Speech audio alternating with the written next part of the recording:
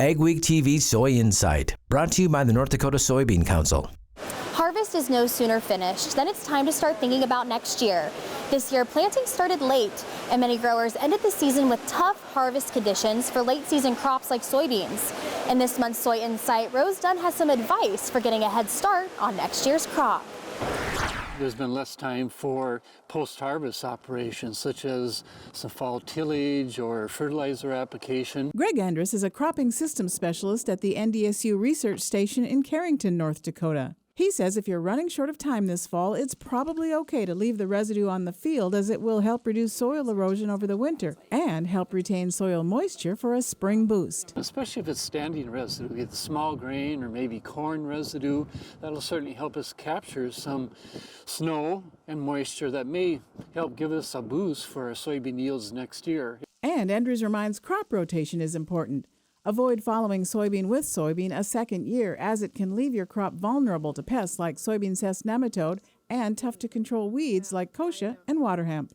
So going with crop rotation will help give us more tools for managing the weeds or managing the diseases that are out there.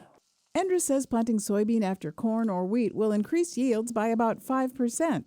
And he says choosing the right variety is also important to maximize yields. In other words, in North Dakota, we have a short growing season, and we don't want our soybean crop to be done before the season's done.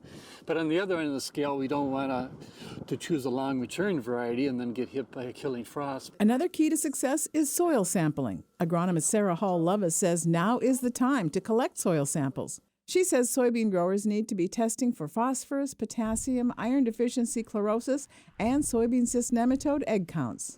Soybeans are a very high user of phosphorus and potassium levels, and it's critical to be monitoring those levels and making sure that there's adequate amounts of those nutrients in the soil to support their soybean crop.